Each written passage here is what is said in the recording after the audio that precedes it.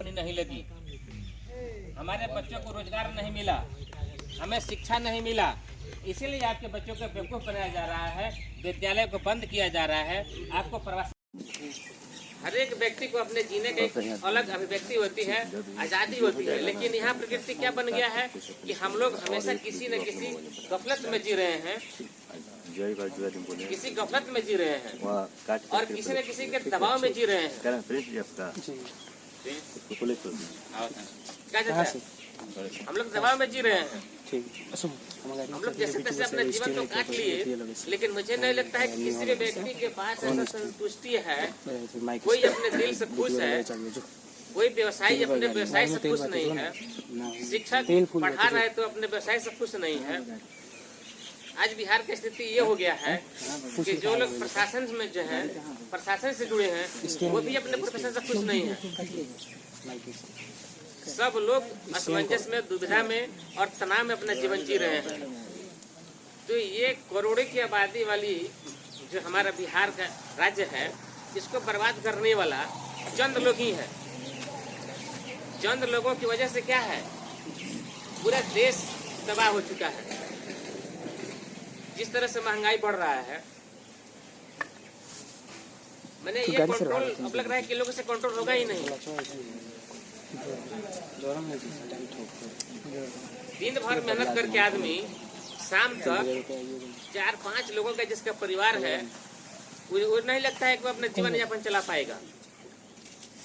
मजदूरी, दिहाड़ी मजदूरी करने के बाद भी क्या है, बाजार में अब जाइए तो सब्जी महंगा है, तेल महंगा है, सबसे महंगा तो जो आर्थिक चीज है तेल, डीजल, पेट्रोल, ये तो अनकंट्रोल हो चुका है और सरकार इस पे हाथ उठा चुकी है कि अब मेरे बस में नहीं है। तो आखिर आम जनता जब सरकार अपना हाथ झाड़ रही है, पल्ला झाड़ रही है, उसमें आम जनता क्या करेगा? आम जनता तो विवश होकर के वो तमाशा देखने के लिए मजबूर है।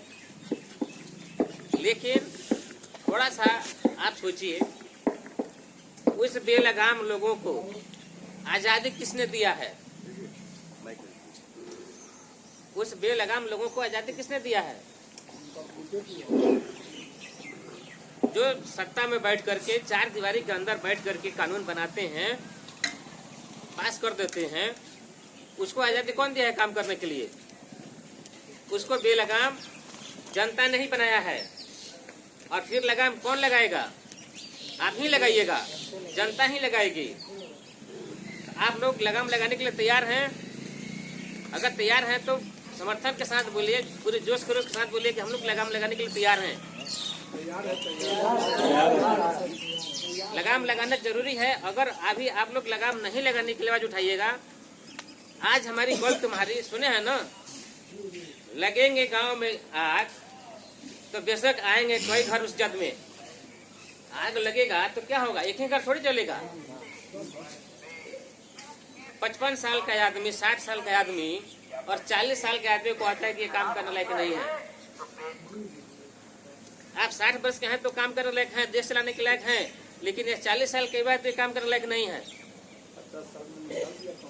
40 साल में निकाल दे रही है। तो ये दो मायनीय तलवार, दो धारी तलवार, ये कौन चला रहा है? सत्ता में बैठे चंद मुट्ठी भर लोग जो है ना, ये देश को और पूरे देश की जनता को आग में झोंकने के लिए तैयार हैं। लग रहा है ना कि देश आग में झुकल रहा है। अब जी चाचा बता रहे हैं कि 50 साल में हमको निकाल दिया, और जो देश का नेतृत्व कर रहा है व्यक्ति, उसकी उम्र कितनी है? 70 साल के आदमी, माननीय प्रधानमंत्री जी, वो देश चलाने के काबिल हैं, और ये चाचा 50 साल के अनकाबिल लोग हैं। ये क्या है? ये गलत है, इसको रोकना पड़ेगा और इसको आप रोकने के लिए आजाद हैं। फिर ये लोग चंद दिनों के बाद आपके पास आने के लिए तैयार हैं। फिर आएंगे, गली गली घूमेंगे, आपका निहोरे करेंगे, लालच देंगे, तरह तरह का लालच दिया जाएगा। किसी को जात का लालच दिया जाता है, किसी को रुपयों का लालच दिया जाता है। जो जिस ढंग से पट जाए, और पूरी कोशिश होती है कि जनता को पटा लीजिए। एक बार पटा लीजिए, फिर उसका कई मैंने उसका जीवन छोड़ दीजिए, उसका कोई परिवार कोई वंशज वो आजाद हो गया, फिर उसको कुछ करने की जरूरत नहीं है। एक चीज देख रहे हैं आप लोग, अभी अपने क्षेत्र की ही घटना है, अपने क्षेत्र की ही घटना है। मैं पूछता हूँ आप लोगों से कि जब पूरे बिहार का प्रशासन माननीय बिहार के मुख्यमंत्री जी के पास है, तो फिर बिहार में दारू कहाँ से आता है? जब पूरा प्रशासन, बिहार की सारी प्रशासन, पुलिस फोर्स क्या कर रहा है? दारू के पहरा कर रही है, तो फिर दारू कहाँ से आ रहा है?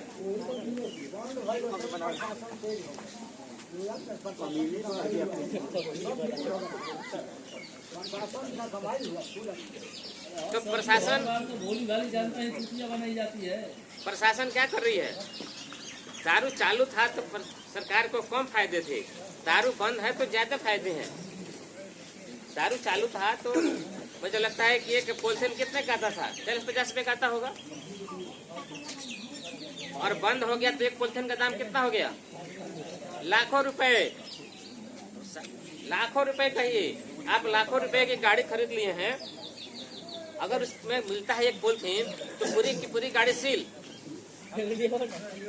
तो उस छोटा सा पॉलिथीन का दाम क्या हो गया? लाखों रुपए हो गए।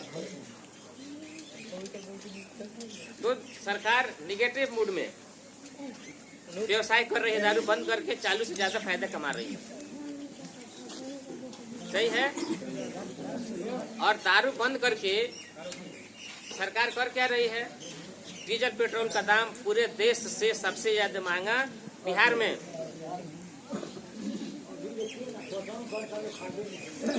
पूरे देश में सबसे ज्यादा तेल महंगा बिहार में।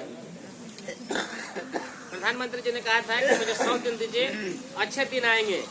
अच्छे दिन किसके आए? अच्छे दिन उनके आए जब आपके बुरे दिन थे, जिन्होंने कहा कि हम अच्छे दिन देंगे 100 दिन में, तो उसका पहले का बुरा दिन था। तो पूरा जब दिन था तो 200 रुपए के आसपास में यूरिया पूरे गांव में भरपूर पड़ी होती थी, कोई नहीं पूछता था, और उस यूरिया से दारू बना करके कोई नहीं मरता था। लेकिन जब आप अच्छे दिन ला दिए और 200 का सामान आज 500 में नहीं मिल रहा है, तो वो अच्छा दिन था कि अच्छा दिन है?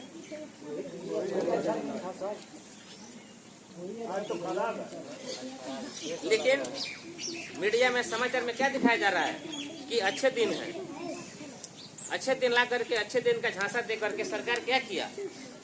पूरे देश की जनता को, भोली भाली जनता को, सबके खाते में 15 लाख रुपए जाएंगे, अच्छे दिन आएंगे, 10 लाख युवाओं को रोजगार देंगे। और ये कहते कहते क्या किया माननीय प्रधानमंत्री जी ने? अभी आप लोगों ने सुना होगा, पहले कह रहे थे कि हमने 3 करोड़ कंपनियों को ताला लगा दिया। सुने हैं आप लोगों ने? प्रधानमंत्री जी ने कहा था कि 3 करोड़ कंपनियों को ताला लगा दिया, लेकिन किसी ने जू तक नहीं किया। अरे उससे तो ये तो पूछे कि आप 3 करोड़ कंपनियों को जो ताला लगा दिए, उसमें जो वर्कर काम करते थे उसका परिवार कैसे चलेगा?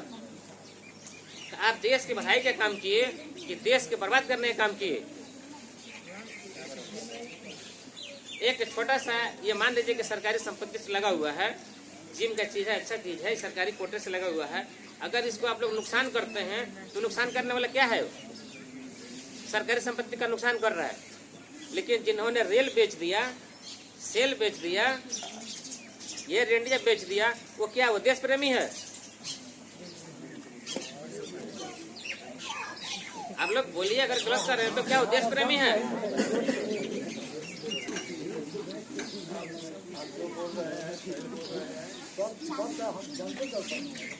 और सबकी मार कौन झेल रही है? ये प्रधानमंत्री कहते हैं कि हमने 10 सुई की कंपनी लगवा दी। पुरानी कंपनियों को चलाते हुए अगर ये कहते हैं कि हमने 10 सुई की कंपनी लगवा दी, तो 10 लोगों को कम से कम रोजगार मिलता है उसमें, तो वो विकास होता कि बंद करके विकास है। अभी बिहार का युवा रोजगार के लिए मारा मारा फिरता है। आप सबके परिवार से कोई न कोई व्यक्ति देश के अनेकों कोने में, देश छोड़ दीजिए, विदेश में भी काम करता होगा, विदेश में भी काम करता होगा, लेकिन क्या इज्जत है उसकी? पहले आप बिहारी जाने जाते थे, लेकिन चंद दिनों पहले कोरोना में क्या हो गया? प्रवासी मजदूर हो गए। अभी क्या हो गया, बिहार की सारी जनता क्या है, प्रवासी मजदूर जाने जाती है। और बिहार के उप मुख्यमंत्री रहने वाले माननीय सुशील मोदी जी ने कहा था कि हम देश को सस्ता श्रमिक देंगे। क्या आप पूरे बिहार को मजदूर बनाना चाहते हैं? और मजदूर बनाने की नियत पर ही सरकार काम कर रही है। मैं बताऊं कैसे सरकार काम कर रही है। आपके विद्यालय में बेंच है? आपका बच्चा जहाँ पढ़ता है उस स्कूल में बेंच है? जब बेंच नहीं है तो लड़का कहाँ पढ़ेगा? आप हर साल कहते हैं कि हम 15,000 रुपये विद्यालय में खर्चा कर रहे हैं, 10,000 करोड़ MDM को दे रहे हैं, प्रचार में लगा रहे हैं, तो कौन करके नहीं जानता है कि हमको अपने बच्चे को पढ़ाना है। इसीलिए शिक्षा को खत्म किया जा रहा है कि बिहार की जनता को पढ़ाना नहीं है। आपका बच्चा पढ़ेगा तो होशियार हो जाएगा और कल के डेट में क्या होगा, मंत्रियों का काफिला रोकेगा और पूछेगा कि हमारे यहाँ कंपनी नहीं लगी, हमारे बच्चों को रोजगार नहीं मिला, हमें शिक्षा नहीं मिला। इसीलिए आपके बच्चों को बेवकूफ़ बनाया जा रहा है, विद्यालय को बंद किया जा रहा है, आपको प्रवासी मजदूर बनाया जा रहा है, आपको पलायन करने पर मजबूर किया जा रहा है। आपके यहाँ तेल महंगा होगा, आपके यहाँ खेती महंगा होगी, आपके यहाँ गुंडागर्दी ज़्यादा होगा, तो दूसरे राज्य से लोग क्या होगा, कोई उद्योग लगाने के लिए नहीं आएगा, कोई उद्योग लगाने के लिए नहीं आएगा। और जब उद्योग लगाने के लिए नहीं आएगा तो फिर क्या होएगा, मजदूर होइएगा। तो सरकार मजदूर बनाने के नियत पे काम कर रही है और परिणाम कौन भुगत रहा है? जनता भुगत रही है। आसाम से आप भगाए जाते हैं, गुजरात से भगाए जाते हैं, महाराष्ट्र से भगाए जाते हैं, हैदराबाद से भगाए जाते हैं, और आपका जो राजधानी है दिल्ली, वहाँ के मुख्यमंत्री कहता है कि 500 का टिकट करा के आता है और 5 लाख का इलाज करा के जाता है। तो क्या दिल्ली भारत में नहीं है? तो बोलिए कि भारत में है। तो जब भारत में है तो फिर वो दिल्ली से क्यों भगाया? बिहार के हम होके दिल्ली में हम क्यों जाए? वो मेडिकल इंफ्रास्ट्रक्चर जो है तो बिहार में बंद होना चाहिए। बिहार का तो चिकित्सा व्यवस्था बिहार की चिकित्सा व्यवस्था इतनी मजबूत है कि बिहार के मुख्यमंत्री को आंख बनाना होता है तो दिल्ली जाते हैं। बिहार के मुख्यमंत्री को आंख बनाना होता है तो दिल्ली जाते हैं, और दिल्ली जाकर के वो क्या साबित करते हैं कि हमारे यहाँ एक नेत्र का भी डॉक्टर बढ़िया नहीं है। ये वही ना साबित कर रहे हैं कि हमारे एक आंख का भी डॉक्टर बढ़िया नहीं है। तो फिर क्या वो गलत कह रहा है वहाँ से कि 500 का टिकट करा के आते हैं? सही कह रहा है। तो ये मैं आपसे पूछना चाहता हूँ कि बिहार में क्या प्रतिभा की कमी है? कि बिहार में ऊर्जा का कमी है? कि बिहार में जवानी का कमी है?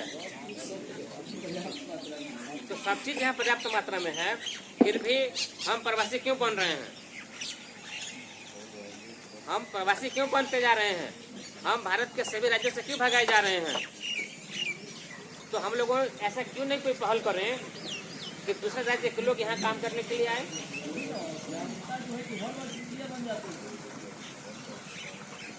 ऐसा काम होना चाहिए कि दूसरे राज्य के लोग यहाँ काम करने के लिए आए, यहाँ का चिकित्सा व्यवस्था बढ़िया हो, यहाँ का शिक्षा व्यवस्था बढ़िया हो, तब जाकर के बिहार का मान बढ़ेगा। और प्रवासी की जगह पे क्या होइएगा? आप मजबूत होइएगा। हमारी बिहार की अर्थव्यवस्था मजबूत होगी तो ये मजबूत करने वाले लोग इसको और तोड़ते जा रहे हैं। अभी किसी को इलाज की जरूरत हो तो सब लोग सीधे कहेगा कि हॉस्पिटल में, सरकारी हॉस्पिटल में क्या करता है? उत्तर प्रदेश रेफर करता है, वो दिल्ली रेफर करता है। मतलब कि क्या हो गया कि बिहार में कोई अस्पताल नहीं है। और अस्पताल है भी तो अस्पताल क्या बन गया है? रुई और सुई कांटा बन गया है। अस्पतालों में कुत्ते बैठते हैं। जाइएगा ढूंढने के लिए तो चिकित्सक नहीं है, चिकित्सक है तो दवा नहीं है, दवा है तो केवल रुई है और सुई है। अगर सही है तब तो ताली बजाइए। केवल रुई और सुई का अस्पताल बना दिया गया है और कुत्तों को बैठने का अड्डा बना दिया गया है। इंजेक्शन के लिए जाइए तो वह सरकारी अस्पताल में इंजेक्शन है, 3 इंदौरी है। तो अब आप लोगों के मार्फत हम ये पूछना चाहते हैं सरकार से कि भाई अब बिहार की सरकार बताए कि बिहार की जनता को कितना दिन और ठगा जाएगा।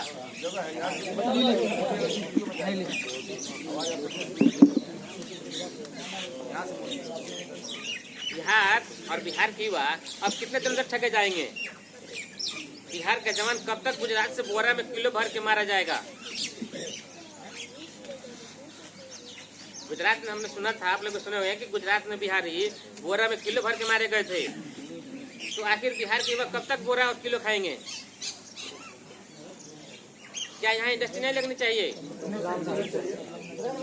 यहाँ विद्यालय नहीं बनना चाहिए, और विद्यालय बने तो इसमें बेंच नहीं होना चाहिए।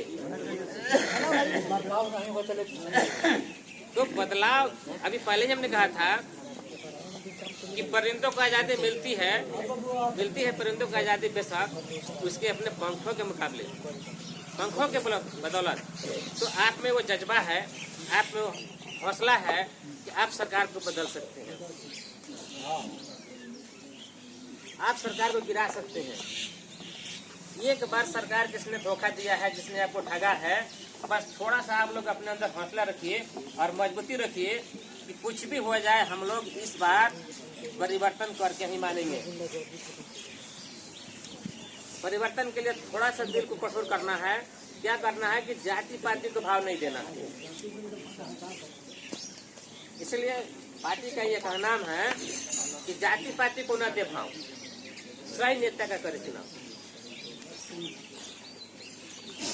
और पार्टी का ये कथन है जात नहीं हमें जमात चाहिए। पहले में जाइए आप लोग, जात नहीं जमात चाहिए, सभी वर्गों का साथ चाहिए। हमें जात नहीं चाहिए, हमें जमात चाहिए और सभी वर्गों का साथ चाहिए। आप लोग एक बार मेरा साथ दीजिए, मैं वादा करके जाता हूँ, एक बार आप लोग साथ दीजिए। ऊपर हमने लिख दिया है कि 5 साल बनाम 2 साल। परिवर्तन के लिए 5 साल की जरूरत नहीं है, परिवर्तन 2 घंटे में हो सकता है। आपके अस्पताल में, मार्केट में किसी अगर मंत्री को आना होता है तो 2 घंटे में उस अस्पताल को दुल्हन की तरह सजा दिया जाता है, 1 घंटे में सजा दिया जाता है। और विकास के लिए कहते हैं कि मुझे 5 साल चाहिए। तो ये आपका मूर्ख बनाया गया।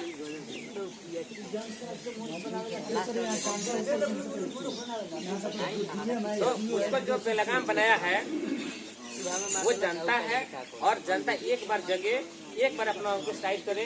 सारे प्रतिनिधि आपके चरणों के नीचे होंगे, आपके कदमों में होंगे, और जो काम करने वाला होगा वो निकल के आएगा। बाकी जो बेचने वाले होंगे, खरीदने वाले होंगे, वो नहीं आएंगे। अगर ऐसा आप लोग चाहते हैं कि हाँ ऐसा सरकार का गठन हो, ऐसी कोई सरकार बने कि जो बिहार में उद्योग लगाए, हमें एक्सपोर्टर बनाए। बिहार क्या है, इंपोर्ट बन के रह गया है। बिहार में चारों तरफ से खाली गाड़ियां भर के आती हैं, सामान लेके आती हैं, और बिहार से खाली होके जाता है। देखें आप लोग, तो जब खाली होके जाएगा तो क्या है, आप आयातक हैं, सामान खरीद खा तो रहे हैं, बना नहीं रहे हैं। और कोई बनाने के लिए चाहता भी है तो यह सरकार उसको जगह नहीं देती है, उसको सुरक्षा नहीं देती है। कोई चाहता भी है तो यहाँ बिजली इतना महंगा है कि आप सोच नहीं सकते। हर चीज महंगा है, तो फिर कैसे बिहार का विकास होगा।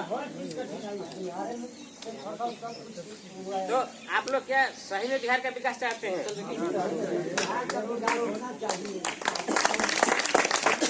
मैंने अगर आप लोग दिल से कहिएगा कि हाँ हमें बिहार का विकास चाहिए, हमें अपने बच्चों को बिहार में शिक्षा चाहिए, हमें बिहार में नौकरी चाहिए, बिहार में हमें चिकित्सा चाहिए,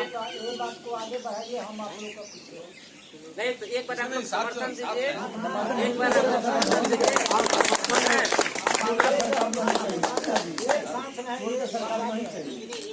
तब हम लोग, जब आप लोग कहिएगा हम आपके साथ हैं, तो हमारा मनोबल बढ़ेगा और हम उस क्षेत्र में काम करेंगे।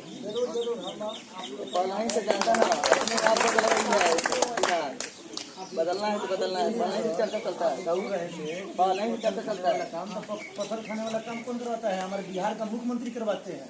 और एक स्टेट में यहाँ का मान लीजिए कि यहाँ पर कोई नहीं हम बनता लोग क्या कर रहे हैं, अभी तक हम लोग आपसे वार्ता कर रहे थे, चर्चा कर रहे थे कि भाई हमें बिहार का विकास करना है। हम मन और जन की बात करने नहीं आए थे, हम इसलिए निकले हैं कि हमें जनता को सुनना है कि आखिर जनता चाहती क्या है, जनता के साथ दुख दर्द क्या है। दुख और दर्द कहने से ही उसका हल निकलेगा। यहाँ चार दीवारी के अंदर बैठ करके आकर के बड़े बड़े जहाज से आकर के घोषणाएं कर देने से इसका समाधान नहीं होने वाला है। समाधान चाहिए। आपके गांव से कोई ना कोई विदेश जाता होगा, विदेश में लोग नौकरी करते होंगे, तो विदेश जाने के लिए आज के दौर में कम से कम लाखों रुपए की जरूरत है। एक गरीब का लड़का, आम आदमी विदेश जाने के लिए वो लाख रुपए व्यवस्था करना उसके चांद पे जाने जैसा होता है। यहाँ जब आपको नौकरी नहीं मिलती है, रोजगार नहीं मिलती है, जब देश में नहीं मिलता है, बिहार में नहीं मिलता है, तब आप देश से बाहर देश में जाते हैं। जब देश में नहीं मिलता है तब देश से बाहर जाने के लिए सोचते हैं। एक तो अपना वतन छोड़ रहे हैं, परिवार छोड़ रहे हैं, फिर भी इतना कर्जा ले रहे हैं और वहां जाते हैं तो 2 साल के अंदर ही आपको पैक कर दिया जाता है। जिस जॉब में गए वो जॉब आपको नहीं मिला। अगर आपकी युवा की प्रतिभा के हिसाब से यहाँ नौकरी होता तो आपको विदेश नहीं जाना पड़ता। अगर विदेश जाना भी है तो लाखों रुपए खर्च नहीं होने चाहिए। बिहार में कहीं इंटरव्यू की व्यवस्था नहीं है, बिहार से फ्लाइट की व्यवस्था नहीं है। अगर बिहार में इंटरव्यू का व्यवस्था होता तो आप दिल्ली और बम्बई जाकर के जो इंटरव्यू देते हैं, एक बार जाने में 10-12 हजार रुपये आपका खर्चा होता है। अगर बिहार के किसी भी कोने में इंटरव्यू की व्यवस्था होती तो 10-12 हजार रुपये खर्चा नहीं ना आएगा। अगर बिहार से फ्लाइट की व्यवस्था हो जाए तो आपको दिल्ली और बॉम्बे फ्लाइट पकड़ने के लिए 10-12 रुपये का टिकट नहीं कराना पड़ेगा। आपको लगेगा क्या, केवल जो उच्चतम आपका वीजा और जो फ्लाइट का जो खर्चा है वही लगेगा। अगर यहाँ बिहार से काम शुरू हो जाए तो 30-40 रुपये ये काम सस्ता हो जाएगा। ये होना चाहिए कि नहीं होना चाहिए?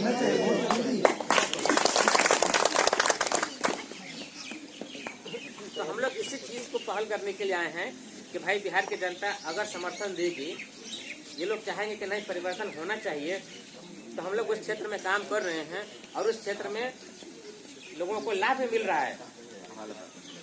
एनएच पे आप लोग जाते होंगे, एनएच पे हाईवे पे, तो हाईवे पे 20-20 किलोमीटर पर टोल बने हुए हैं, 20 किलोमीटर पर टोल बने हुए हैं और गाड़ियों का अलग अलग स्लैब लगा हुआ है कि किस गाड़ी का कितना टोल लेना है। तो 2020 में पार्टी ने सड़क और परिवहन मंत्री माननीय नितिन गडकरी जी को एक पत्र लिखा था। गौर से सुनिएगा। 20 में एक हमने पत्र लिखा था गडकरी जी को कि स्थानीय लोगों की हलचल होती है टोल से उस पर जाना और फिर टोल से आना। तो स्थानीय 20 किलोमीटर लोगों को कम से कम टोल माफ होना चाहिए, 20 किलोमीटर का टोल माफ होना चाहिए। और 20-20 किलोमीटर पर जो टोल बन गया है, ऐसा प्रकार गठन करना चाहते हैं कि जहाँ सुख और दुख अपना पराया ऊंच नीच का नाम नहीं हो। जैसे अगर इसमें हम सवाल जवाब से करेंगे, अगर लगा कि नहीं आप कहीं गलत बोल रहे हैं, अनुचित कह रहे हैं, तो आप लोग मुझे रोकने के लिए आजाद हैं, इसमें कोई दिक्कत नहीं है। किसी ने कहा है कि मिलती है मंजिल परिंदे को, उसका पंख बोलता है।